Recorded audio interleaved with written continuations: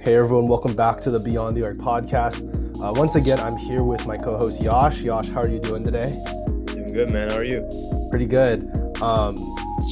We have a special guest on today as well. We have Ben. I should have asked this before, but how do you say your last? Is it Pfeiffer? Ben I'm gonna Pfeiffer. make you guess. Yeah, Ben yeah, Pfeiffer. Pfeiffer's Okay. yeah, Okay. yeah, Cool. Yeah. Sorry, I should have asked before, but yeah, welcome onto the pod. you're good. I think me and Yash, we've really appreciated your work, covering just like the X's and O's breakdown, that type of stuff, and like scouting, and we wanted to have you on to talk about the Indiana Pacers. But yeah, how you doing? Dude, I'm doing well. I'm always down to talk Pacers. This Pacers team is so fun. They have revived my Pacers fandom, um, at least for the moment. But yeah, I'm excited to talk ball. Yeah, it's kind of weird because you think about this team with the Domantas Sabonis, Miles Turner era with like Nate Bjorken as the coach, and they played a really kind of boring style of basketball in a way. Like just this really big, slow, kind of lumbering team, a lot of veterans, and they've I mean completely turned like 180 on like what they do, and now you have this transition pace, this sort of team. So what are kind of your thoughts, Ben, on this iteration of the Pacers? Yeah, they're fun. I can't say I expect them to have like the best offense ever, but it's it's been a huge departure from the last 10-ish years with Nate McMillan and Frank Vogel. And yeah, the Bjorken year experiment or whatever that was. But yeah, it's been cool to see them totally lean into pace and early offense and just carrying with Halliburton as much as possible. But obviously this team plays zero defense, and I'm not like expecting them to go far in the playoffs or anything as especially as a fan, but like more as like a neutral analyst. I definitely would not expect them to be making a run this year without serious tweaks to either their roster or some of their scheme, but more roster stuff. But it's been a fun ride, and the Pacers have had so like within the last like week or so have had in season tournament hangover. Um, but it's been fun. I really enjoy this Pacers team. Yeah, Yash, what were your thoughts on the Pacers?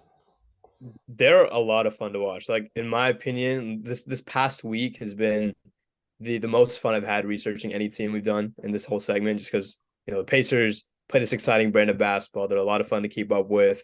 And like we'll talk about this later on, but I feel like based on personnel, like as we touched on earlier, they don't have the most talented group, but I think the way they run offense and especially with Halburn leading the charge, I feel like they've optimized as much as they could behind this group, and they're having a lot of fun playing good basketball. Yeah, and obviously, kind of the heart of it all for this team is Tyrese Halliburton. You see when he's not in the fold, like he wasn't. I think against the Wiz, well, not the Wizards. It was the game after they lost. It was the Timberwolves. Yeah, it was the Yeah, Wolves. Timberwolves game. That's right. Yeah. When he's not in, they try to kind of keep the same scheme up. TJ McConnell actually kind of plays very similarly to Tyrese Halliburton in some ways, like the way they just kind of get into the paint. Um, but it doesn't always work. So he's kind of the center of it all for them. Um, and Ben, I watched you made a video on Tyrese. I think after their in season tournament, um, Mhm. like a couple weeks ago on your YouTube channel. So I just watched that. Um, yeah, and what do you like about what Tyrese is doing so far this year? Yeah, he's been absolutely ridiculous this year. The improvement has been pretty remarkable for him throughout his career. Um, he was immediately pretty good, but this year he's taken a leap as a shot maker, especially like the pull. I haven't checked the numbers in the last like week or so, but as of like about a week ago, he was destroying as a pull-up shooter, like over 7 attempts a game, over 43% from three, which are like prime unanimous MVP Steph or Lillard or Luca level numbers, which is definitely not something I expected from him out of the draft for sure. And even like the last couple years, Halliburton has been a great shooter, but the stuff he's doing off dribble, whether that's pulling up from extremely deep range, um, I think defenders get kind of confused with getting into his handle because of how weird like his dribble pickup and his flow into his shot can be. Um, it's not like a traditional like Darius Garland, Trae Young, like smooth transition from dribble to shot. But Halliburton can basically pick up the ball from anywhere in his dribble and just shoot the ball with his weird little like boulder two motion shot that flows a lot better these days. And that's really been like the heart of this, aside from his passing, of course, which is like his instant decision making and his vision and his creativity makes the Pacers offense go and allows them to do what they do so well. And then it just is like his creation overall. He's scoring in the paint, he's scoring in the mid range, his floater game is excellent. He gets to the rim a lot, and he's mostly a passer when he gets there. But it's been fantastic offensively. Defense is, another story for him, as it kind of has always been. But offensively, he is ridiculous, and he is the engine of this team. Obviously, not like that's saying anything crazy innovative, but. I mean, you look at the Pacers as a whole, no one's really playing that much defense anyway, so it's like, Right. I whatever. feel like even though like Halliburton, like in a vacuum, is probably one of their worst defenders, but he is far from the biggest issue with their defense. Yeah, Uh, yeah. I think there are much bigger personnel and scheme issues with the way that the Pacers defend than just Halliburton being such a negative. And regardless of how bad Halliburton is on defense, he's always going to be such a massive net positive because of the value he adds on offense anyway. So Yeah. I was kind of taking a look at what people were saying about Tyrese coming into the NBA like as a draft prospect. And of course, you see his weird shot. Like, how is this going to translate? Kind of the hitchy, bring it up on like the right side of his body. It's like in front of him. It's a really, weird shot forms. Like, how can that translate into being like an elite off the dribble shooter? Like, is he going to be more of like a complimentary guy because of that? Or can he actually be like a primary option? Also, just like in regards to like his finishing, he's still not the best finisher in the world, but he finds his way a little better now. it's a lot better than it used Yeah. to be. Yeah. Yeah, Right. definitely. I think the one thing you talked about this in your video too, but I feel like he's cleaned his like pickup a little bit, like going into his shot. I mean, his set point is like weird. It's like in front of him, like really high, because usually is a set point for someone is strange. it's a lot Yeah. lower. But it's like he dribbles it and like the ball's like just up here and it just goes up, So yeah, really that's something I noted. But Yash, you have anything to add on Tyrese? Yeah, the shooting is definitely where it all starts, and that's where at least tracking the numbers throughout the year. I feel like that's where he was taking the step up when his numbers were crazy, like 27 a game and whatnot. And the thing I've noticed with him is like like even though the shot is like a unconventional whatever, like he requires, or the space he requires to shoot, it's like it's like as small as some of the top shooters that we've seen, like Dame, Steph, like Tyrese can get his shot off like in just as much ease as them, and that's what's really, I feel like, changed the way the Pacers have played this year. Like teams have had to pick up Halliburton, a lot closer up, and especially in transition, and that's what opens up his paint game. Like he has in my opinion, the most devastating crossover in the NBA, like left to left to right, right to left, and that opens up his paint game, the driving kick, and whatnot. It all begins with the shooting. Yeah, and his handle's like really high too, so I feel like defenders think they can kind of get into him and then just boom, he like goes right around them. Yeah. Um, He has yeah, a very unique like cadence to the way he drives. I definitely do think there's like still some vulnerability there. Like we saw in like the IST final where like the Lakers went all out on like pressuring his handle, sending two defenders at him, and he had trouble. He turned the ball over. The Clippers did a similar thing last night or the night before, whenever Halliburton had his worst game of the year. They send a lot of pressure. They force him to go away from those early actions that the Pacers love. They're like wide ball screens, they're Spain pick and rolls, stuff like that. But that issue against most teams, especially, and there's always going to be like the question of playoffs, and I expect that the I expect that the Pacers make the playoffs, hopefully, and we get to see this. But I do think in like the playoff type environment against the Bucks, against the Celtics, we saw those adjustments against pressure and against like a more calculated defense. Um, where Halliburton has options basically against every coverage with his like dribbling cadence and the way he times his drives, where he's obviously going to just like cook deep drop with floaters and pull up threes, and he can beat traps and blitzes with timely passes and just weird pacey drives. But yeah, he's definitely like a unique handler for sure. Very few guys dribble the ball like he does. Yeah. I mean, Tyrese Halliburton is the center of it all, but taking a look at the Pacers' entire offense, I don't. The word I kind of had to describe it was just like chaos. I mean, obviously everyone talks about pushing after makes, pushing in transition, pushing in transition, things like that. And they're not one of those teams like they push it, they don't have anything, they stop, slow it down, set their offense. They push and they just keep going until something happens and until a shot goes up, basically. Right. They're very much of the philosophy that like we're gonna take the first shot because we might not get a better one. Yeah. Versus a lot of more traditional teams are like, we're not gonna take the first shot because we think we can get a better one. And maybe like they are obviously very extreme about that. And I think like it's long been kind of like a myth that at least like in the modern era that like more pace equals better offense when that hasn't been true at all. But it definitely is for this one. It's not just pace because like general pace statistic is just possessions per 100 that factors in transition, which doesn't really capture like the half court impact. But like I don't have the numbers in front of me, but I know their after made basket time to score is ridiculously low.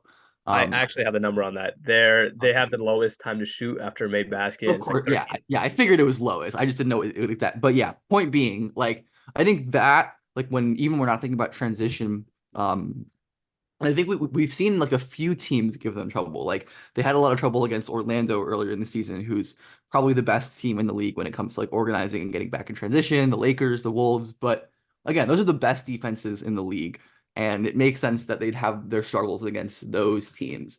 But again, beating those best defenses is going to be important. But against everyone else, it's been a bloodbath, and it's just really hard to consistently organize for 48 minutes the way that you have to against the Pacers. Everyone on the Pacers is extremely well conditioned, which is a clear focus of what they do. And probably something that's like underrated as like a differentiating factor, is that their guys go for 48 minutes. And they have like they have a deep enough offensive rotation to where they can make this work. And I think having like the three usable point guards like Tyrese, McConnell, and Nembhard has been very important for them. They all have different skill sets, but they all can like do the same, like push pace, get the ball out in front, stuff.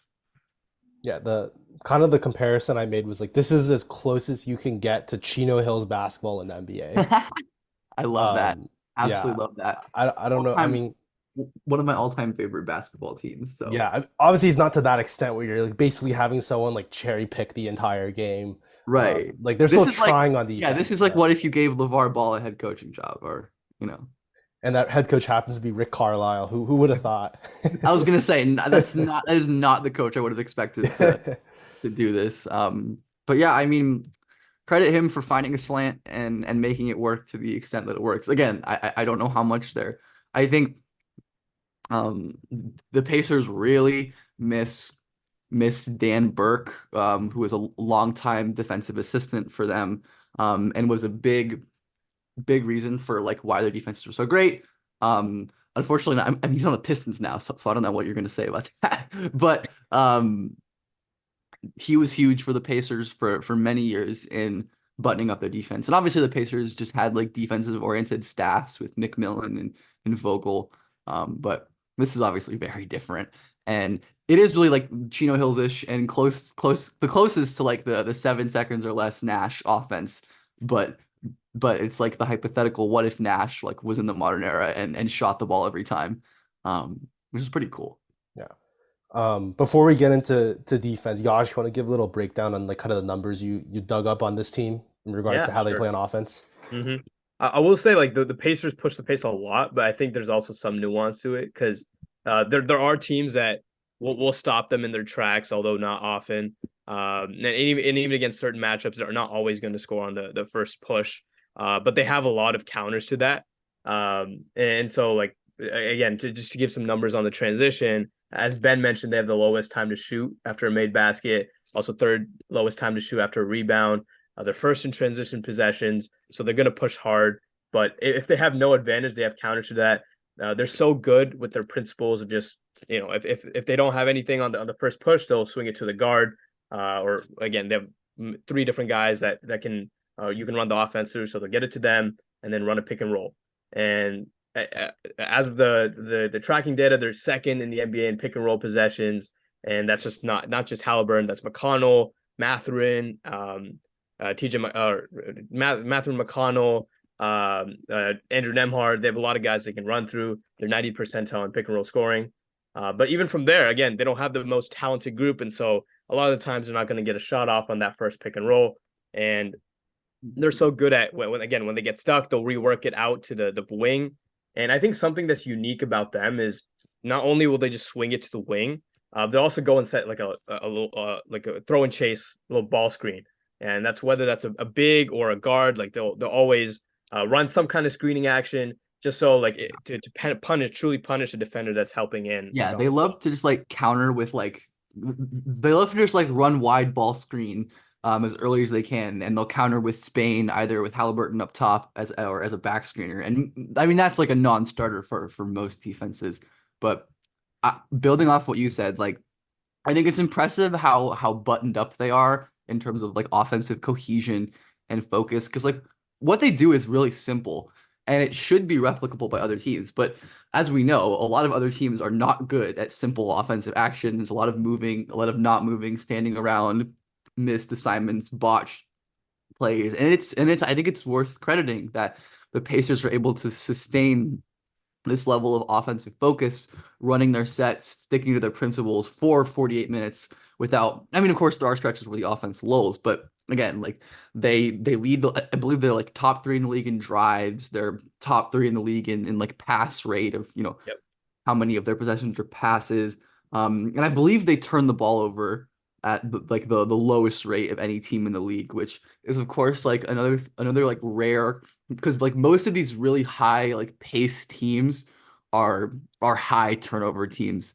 And even if you look at like other offenses in the league, like the Hawks play really fast. The Hornets play pretty fast. The Jazz play fast. Those are all top 10 in turnover rate teams. But obviously it helps having like a brilliant passer like Halliburton who blends like creative risk taking and turnover avoidance like very few players I've ever seen. But I think it's like the unique blend of being able to keep the foot on the gas and keep pressuring without turning the ball over is really important. And having that really low turnover rate is like the key that makes that work. And again, we see in the games they sputter, they tend to turn the ball over a lot. So 100%. And I think that just speaks to like the collective like ball handling that they have on the court. Like we got guards, wings, bigs. They have a lot of guys that are comfortable putting the ball on the floor, and so even when they get stuck, they have the discipline to find the right guy, be patient, and again, as you mentioned, they're one of the top teams in ball movement. They're going to look to drive and kick, and eventually they're going to make you crack, and they'll get an open shot.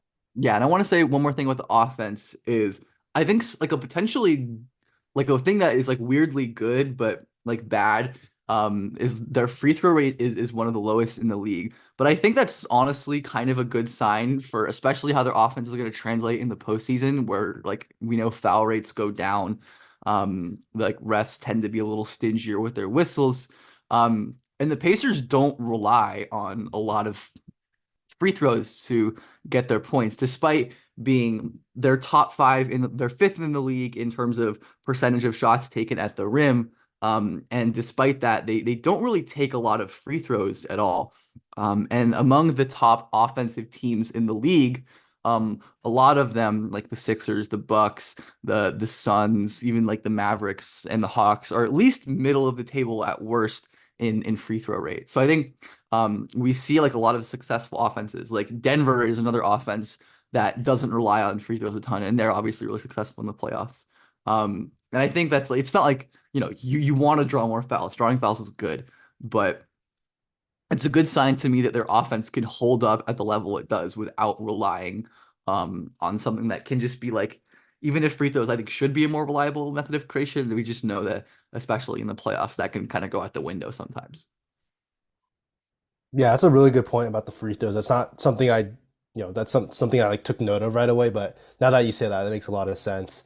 Um, talking overall about their offense, though, I feel like there's just a level of like empowerment that's been instilled in all these guys. Because like Aaron Nesmith, he's coming over, Oh but Aaron yeah. Nesmith was a corner They sitter, all and have a they all have the greenest light. Yeah. yeah, everyone. I mean, Aaron Nesmith, Buddy Hield's had the green light for his whole career, but Obi Right. He is a Toppin. walking green light. Yeah. yeah, like Benedict Mathurin too. I mean, for me, Matherin's kind of the shaky. He had a really good game, I think last night.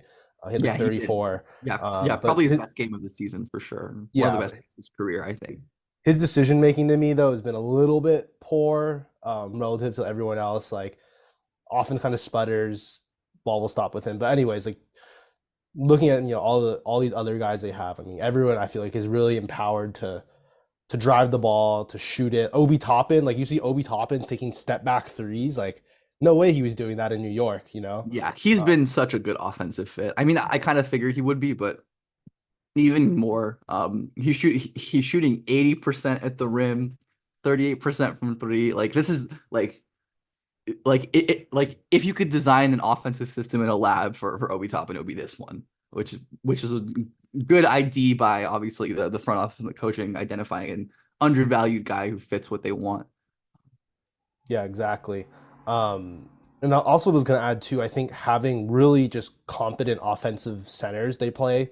I mean, Miles Turner, I think, has been really good on offense, a really good pairing with Halliburton, just with his ability to pop. I think he's rolling a lot better now too. He's rolling, getting into the paint. That obviously opens up, the skip passes and getting better closeouts, things like that. Yeah. And he also Rick, puts it on the floor decently for a center too as well. And then I think Isaiah Jackson too, like he hasn't got as much a burn, but I think he finished really well. At least yesterday when I was watching, he finishes around the basket pretty well, like touch shots, and he's used to kind of playing or he's at least familiar because he played with, I believe, LaMelo Ball in high school at yep. Spire. So I feel he might be kind of familiar with having a very up tempo point guard like this. Yeah, that definitely is a good call. He was with LaMelo at Spire, of course. And I think Isaiah's honestly been really important for them. Turner's having a great offensive year, and Rick Carlisle has done miracles on him, like things that I was yelling at Nate McMillan to do for him for years and years and years. Carlisle is finally, he's shooting threes, he's dribbling, he's passing more. He's definitely taken a step back athletically in the last couple of years for sure. And you can see that reflected in his finishing numbers, especially. I believe this year is like the lowest of his career, or at least the lowest since like very young. But yeah, it's been nice to have that like center rotation of Miles, but also Isaiah Jackson, who adds like a necessary level of juice both on offense and defense. And Jalen Smith has been pretty good as well for them this year. He's just like score they don't ask him to do very much at all. He just play finishes efficiently when they ask him. Another one of these like 80 true shooting guys on the Pacers this year. Yeah.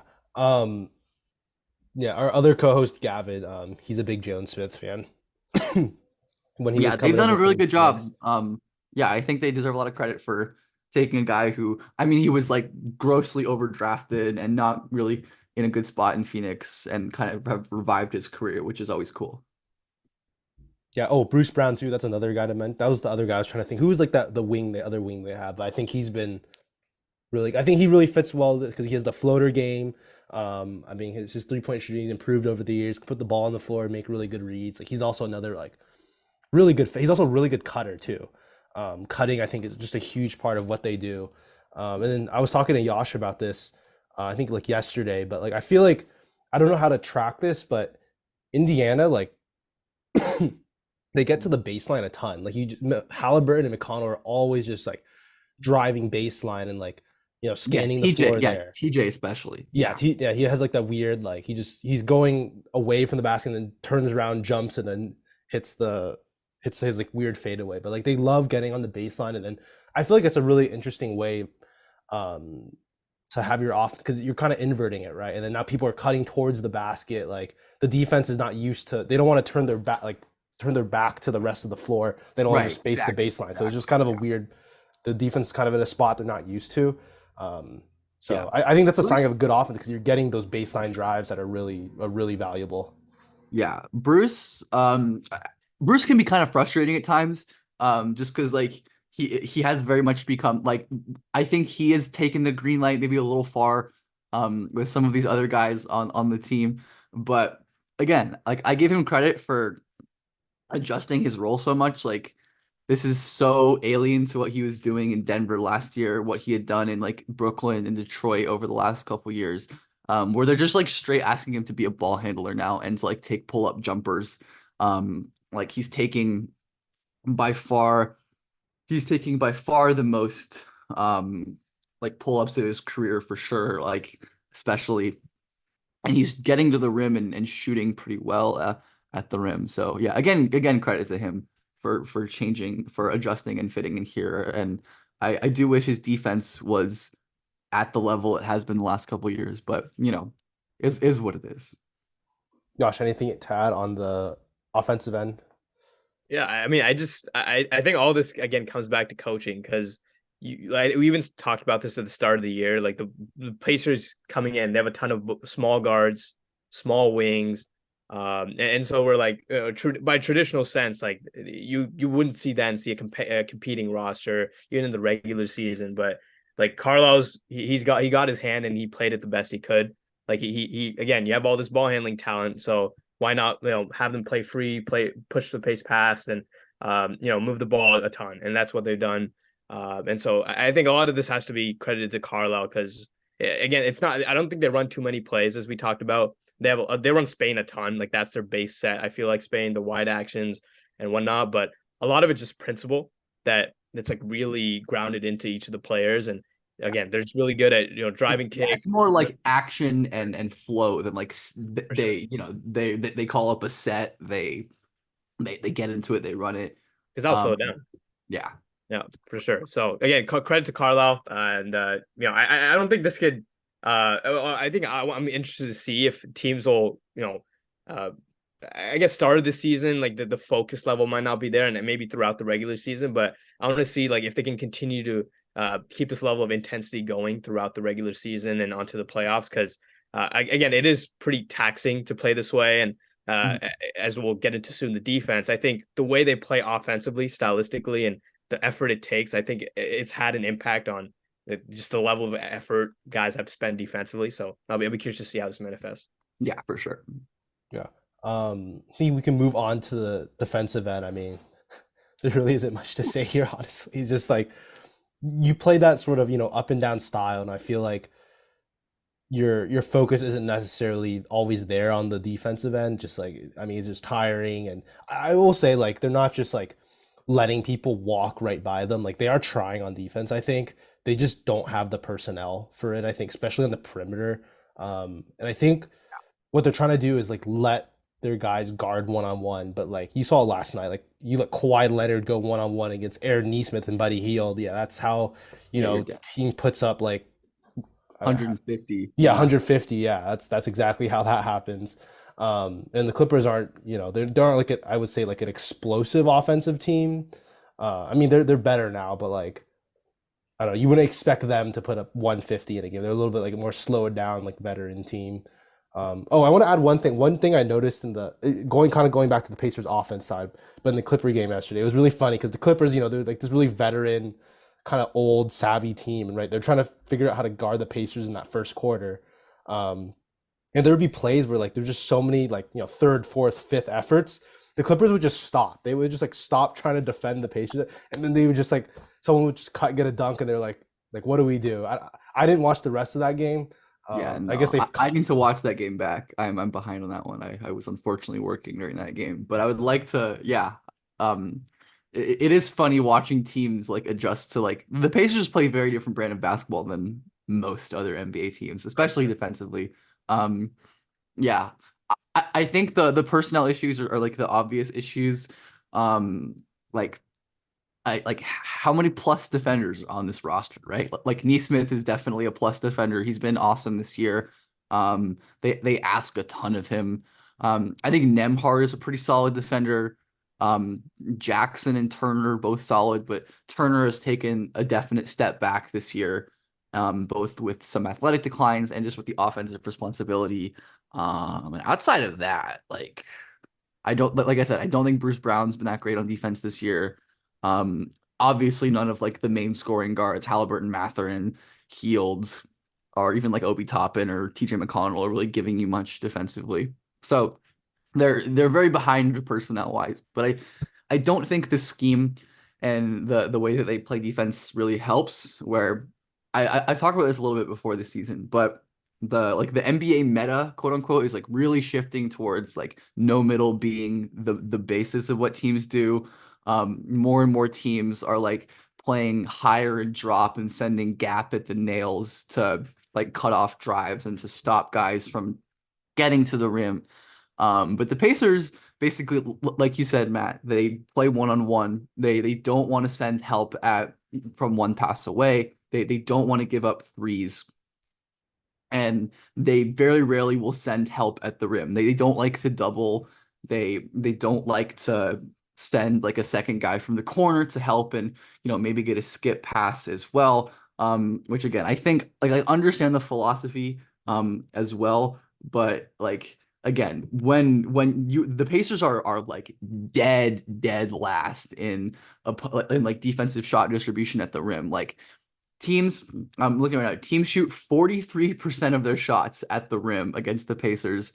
I see a reaction, Matthew. The and second, right. So let's say just for comparison, the Pacers allow teams to shoot 43% of their shots at the rim. Second worst is the Hornets, who allow teams to shoot 37% of their shots at the rim. So the gap between the Pacers and second worst is the same between like the gap between the Hornets or sorry, the Blazers, which are worse, and like fifth and like 10th or 15th. It's remarkable. And the Pacers do give up the fewest threes in the league, which, fair enough. And they've also had really, really bad 3-point luck, which I think part of it is that they just like don't have a lot of long, rangy defenders to make shots harder. But I do think there's something to be said for the fact that teams are shooting 40% against them, and there's only so much you can really do there. But I think that the other main issue with their defense is how like kind of like archaic their pick and roll coverages can be at times. Which is funny to like call like what they do archaic because like they switch a ton. Like the main things to do, like they switch a ton and they like blitz and trap and like high hedge a ton, which is really problematic against one that they just don't have the personnel to do that, right? Like you can so easily match up Hunt by switching like their one real defender off of the ball and just taking your pick. And even though like someone like Neesmith or even Bruce Brown might have like the skill to be an off-ball defender, it's clear that the scheme is de-emphasizing those kind of rotations. And especially with some of Miles Turner's athletic deficiencies are like the steps backwards he's taken. He's still like a good center, and I think among NBA defensive centers, he's like above average in terms of mobility, but it's not to the level that it was the last couple of years where you can just stick him in like a drop at the level and trust him to contain the ball handler. But yeah, it's rough. And some of the numbers are just like funny to look at because it's so extreme compared to like the rest of the league and what they do. But yeah, it's not great really. Josh, go ahead. Yeah, and I don't know if it was you that talked about this, Ben, but like, someone on Twitter was talking about like how a lot of teams are again like running the kind of defense you were talking about, where they're overloading on the perimeter, but they just don't have the back line to make up for it. Was that you that mentioned that? Maybe I don't know. Oh, Could have either been way, in could have been Indiana's me. case, like that, Yeah. it's a lot of that where they try to be aggressive and and sometimes on the perimeter, but again, they have like they run multiple lineups like three guards on the floor, and so they're just not going to be able to. Even if they try, which I have seen them try, like in the Boston game, they've tried to make plays in rotation, and sometimes they are able to, get stops and be active on that side. It's just a lot of the time when you have like six two guards trying to close the gap between two defenders, it's just not going to work out. Last And night like last night they ran I mean, obviously, like it was a problem because Turner and like Jackson, like their centers are missing time, but it's just pretty great when you have like TJ, Halliburton, Heald, Mathurin, and Toppin on the floor at the same time. It's like what do you really expect to happen? Like, And I think a lot of that is just like balancing offense, defense, which is why they're in a lot of trade discussions for a lot of wings because that is what they need ultimately. yeah, To me, it they. feels like a little bit the coaching staff. I mean, I don't want to say like punting on defense. Like, of course they care about. They want them to be better I mean, they are defensively. kind of punting on defense. It's I a think it's de-emphasis, fair a to say. I don't de-emphasis. want to Like say myself. like there's kind of a de-emphasis. I I'll feel say like it on as the a fan defense of the end. team that gets frustrated when they punt on defense. And then we can say as analysts that they definitely do de-emphasize it in terms of pushing on offense. And I think like The two voices. yeah, the two voices in my head. I definitely do think the best thing they do on defense is just the fact that they don't turn the ball over and don't give up transition ups. Like that's saving them a lot, I think. Good point. Yeah, yeah. It's funny that you point out all the extremes. It's kind of like have you seen the thing like Grinnell College, some D3 school, and like all they do is just shoot Yep. threes. That was the guy that scored like 113 points in a game, a couple years ago. He like broke the all-time record or whatever. But like I just saw like a video on it. I think today, Yeah. Jack just Taylor, legend. yeah, it's just like they basically play defense like 5-on-3, have two guys cherry pick, and then go 5 in, 5 out every other minute, and just like press the entire game, full court trap, and just shoot like 111 threes a game, make 40, and you put up 120 and you win.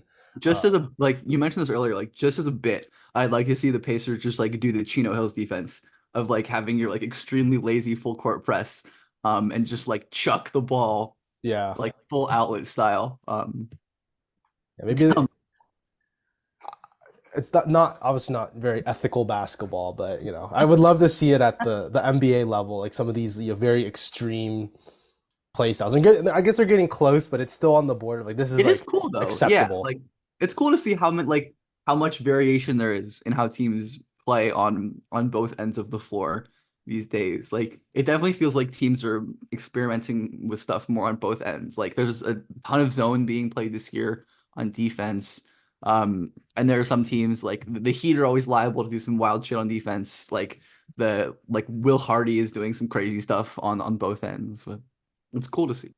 Carlisle kind of actually has a history of doing some more forward-thinking stuff. Like when they were in the bubble, they played that 2-3 zone with like Marjan, like Boban and Kristaps on the back line, and like Maxi Kleba, right? You're playing like three huge, basically that all guys that can play the center.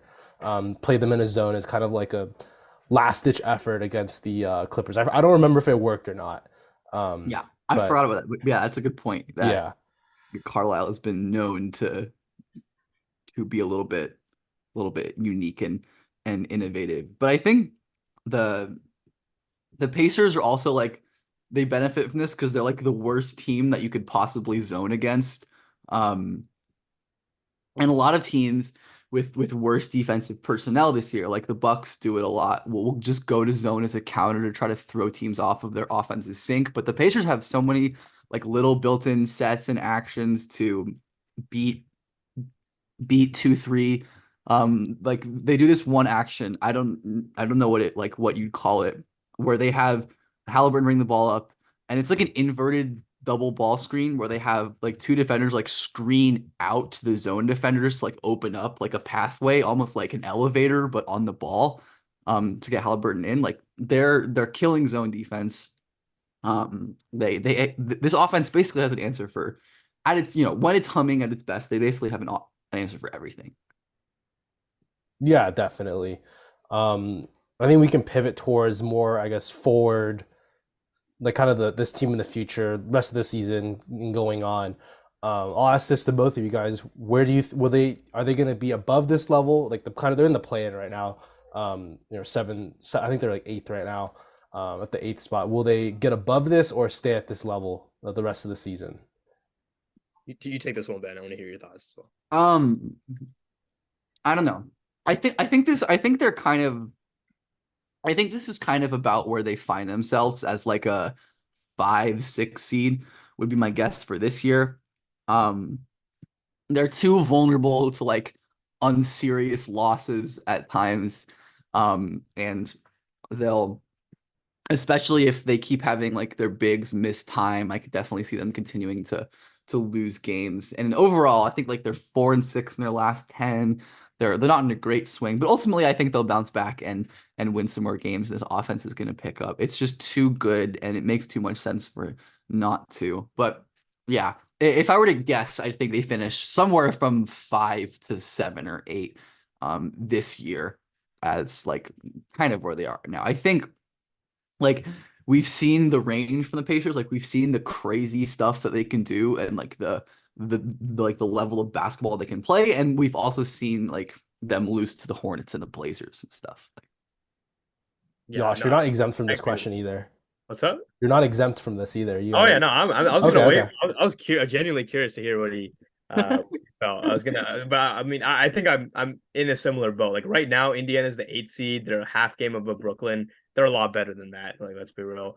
And I think like a lot of what we talked about, like the recent slide of games has been, I don't think that's anything that's going to project like towards the rest of the season. I think one they're dealing with, or they had to play a lot of road games, like including the in-season tournament. They're just coming off that big road stretch, and it's just a down point in the season for them. I think they'll definitely pick it back up. But like so I don't think their offense is gonna skid. They're gonna remain at the top of the league. Defensively, it's I don't think I see any area of or any ability to really build off of that. It's just again personnel issues. The lineup to throw out there, it's going to be tough. But I think they're legit though. The offense will propel them to. They should be a playoff team, I think, but uh, where they end up is going to depend on a variety of factors. If I were to play safe here, I'd say like 5-8 range, like Ben mentioned. I don't think they're good enough to be better than like Orlando or Philly, who are good on both sides of the ball, able to build up their net rating in that way. But I think the playoff, barring health, I think they should be a playoff team for sure. And anything beyond that, I think it's going to be interesting because Indiana is terrible on defense, but offensively they could really make some things like they could make I think teams of in that top bracket of the East. Like I don't think you'd want to play Indiana just because of how No, explosive they can be. absolutely not. And I think that like again, like defenses like I think again we've seen them beat the Celtics and the Bucks both in like high leverage Mhm. important games.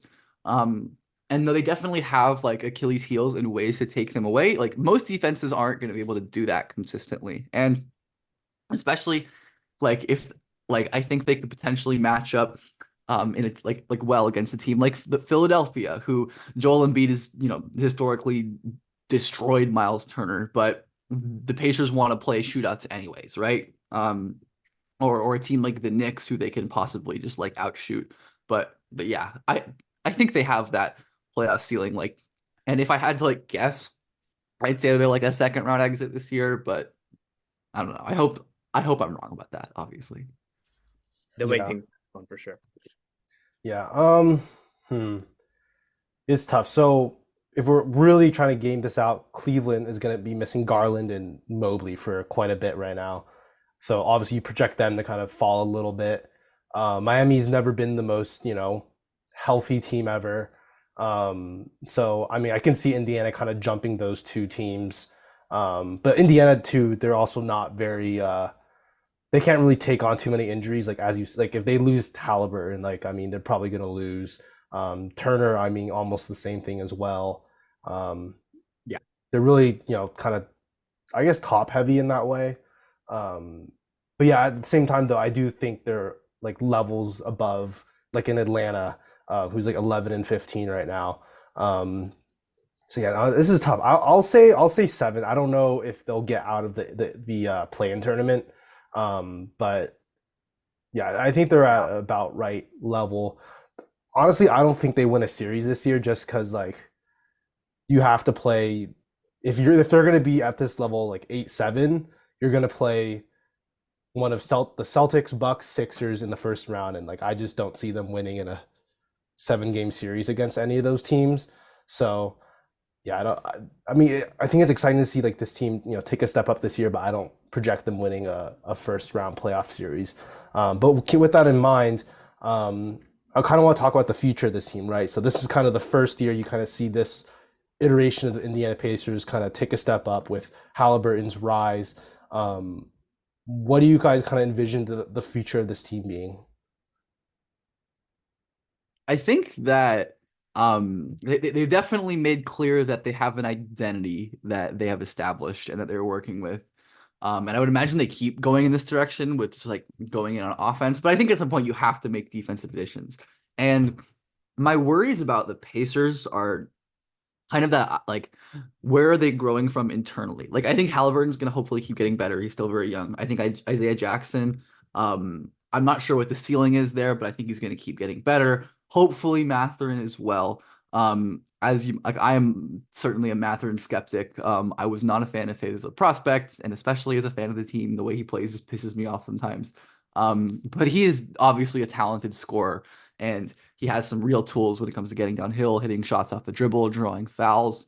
Um, so hopefully some internal growth. I definitely believe in Jarris Walker as well, who kind of buried on their bench at this point, but he's a prospect who I liked a lot on both ends. But I don't know. I do think there's going to have to be some serious roster construction. And I think the main thing to watch is whether like Halliburton can make true of bringing stars to play with him in Indiana, as the Pacers have not historically been a market that has been able to attract stars in free agency. And they have done, credit to Pritchard and the rest of the ownership. They've done a really good job of acquiring stars through trades. Um, whether that's trading for Oladipo or trading for Halliburton, like making these moves. And hopefully Halliburton, like I said, can make true on his promise and, entice guys to play with him. Because I do think the idea of another like legit star coming to play with Halliburton is really, really intriguing. Like people have hypothesized like what Lauri Markkanen would look like in this Pacers offense. I don't think I don't think he'd be gettable. And I question whether or not the Pacers have like the real assets to make a star deal at this point. Like you'd probably have to give up Mathurin, which I personally would be fine with, but I don't think the Pacers would.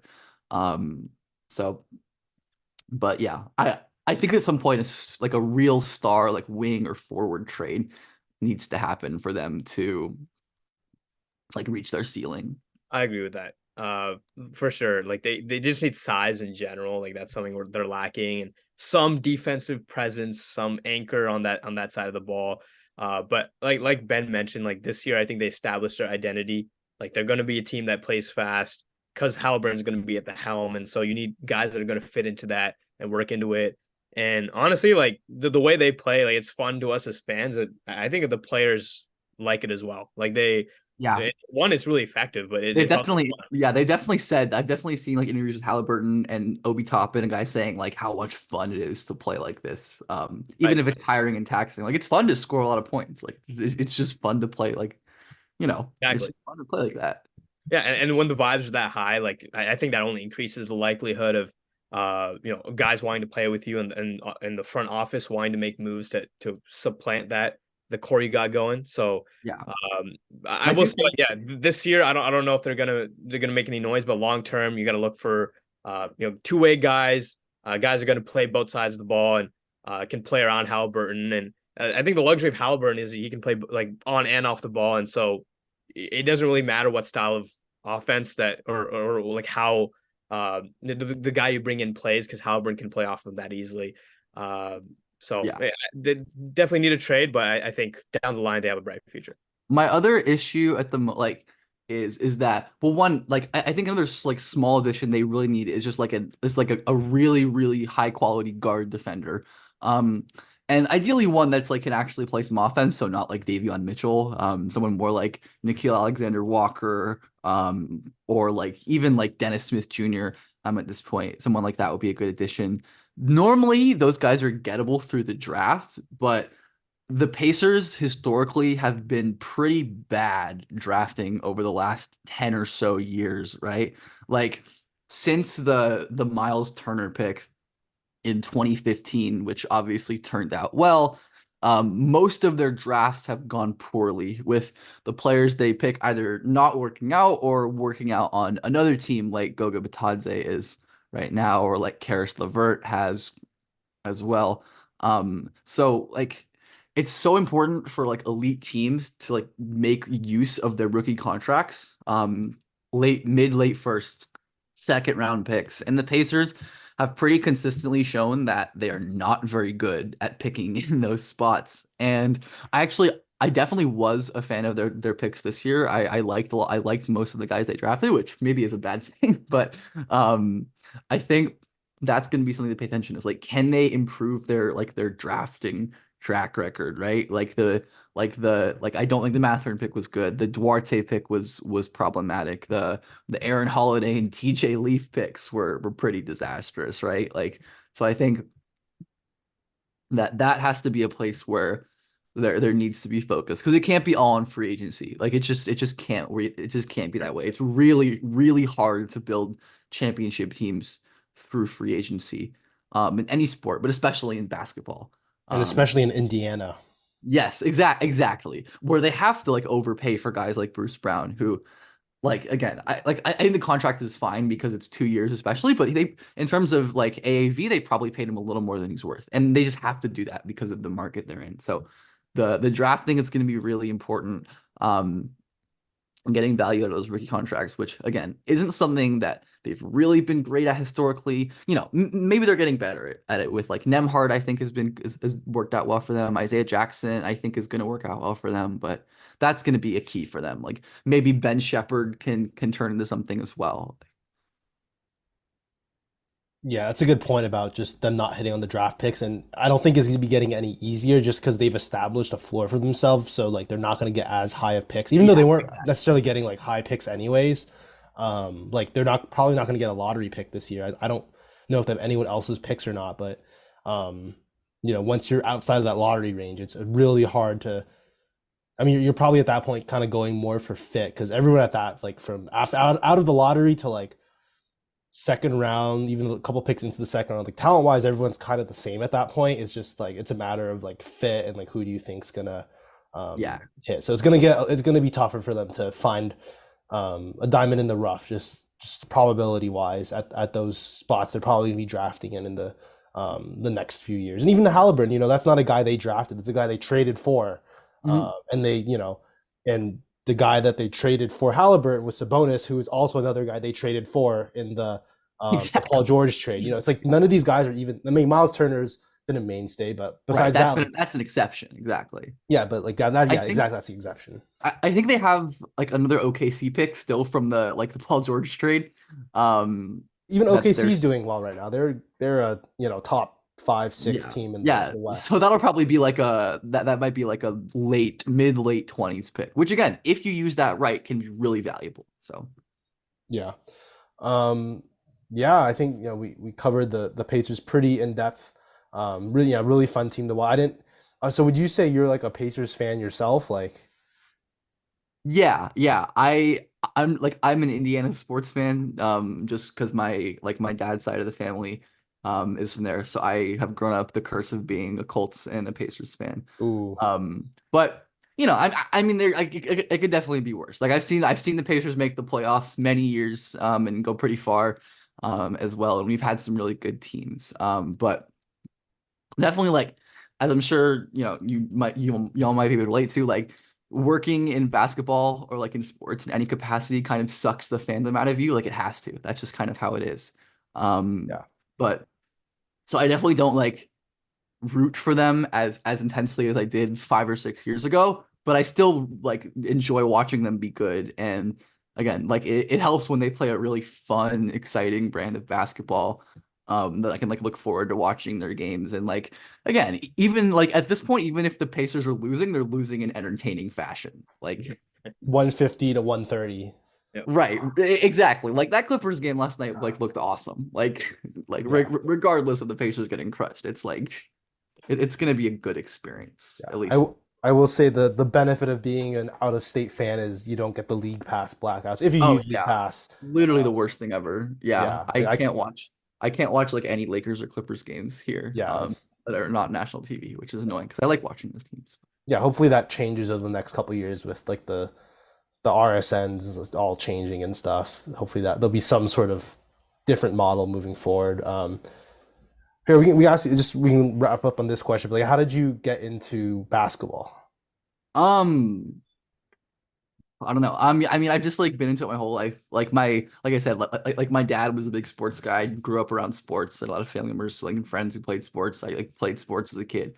And then I don't know. At some point within the last like 6 or 7 years, I got more into the weeds of like scouting and like draft Twitter and like that kind of world, which totally like changed my perspective on how I view sports and that as a whole. And the rest is history, I guess. But yeah, I mean, I'm like a hoops lifer, as many people are, as well. But yeah, within the last 4 or 5 years, like finding like some of like the old like gold draft Twitter podcasts and like YouTube videos and stuff like that has allowed me to get into the work that I do, and I'm happy that I've found this path, of course. Yeah, are you aspiring to work like full time in basketball at some point one day? Um, Not really. I'd say I've had full-time basketball jobs in the past, and they're definitely fun and rewarding, but they're also very stressful for me.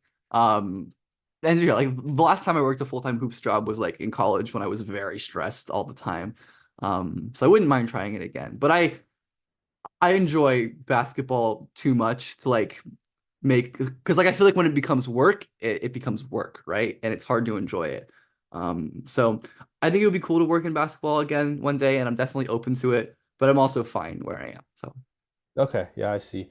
Yeah, Yash, you have anything else to add before we wrap up?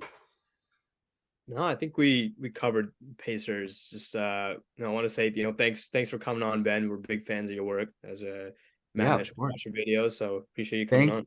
thank you for having me. I appreciate it. Always Yeah, always fun to talk ball, and I love talking about the Pacers. So yeah. Where can people find all your work and stuff? basically anything that I do will be on my Twitter at BJPF_, which I changed from my last name, fun fact, because I was tired of saying it on podcasts. So it's just at BJPF_. My YouTube channel is just, and like my TikTok are both on just my full name, where I'm posting content as well. But yeah, anything that I do will be on my Twitter, basically. All right, cool. Yeah. For the listeners, make sure to follow us on the Beyond the Arc podcast Twitter at Beyond the Arc 8, and make sure to follow Yash at Basketball1. Make sure to follow and subscribe wherever you get your podcast, and thank you for listening.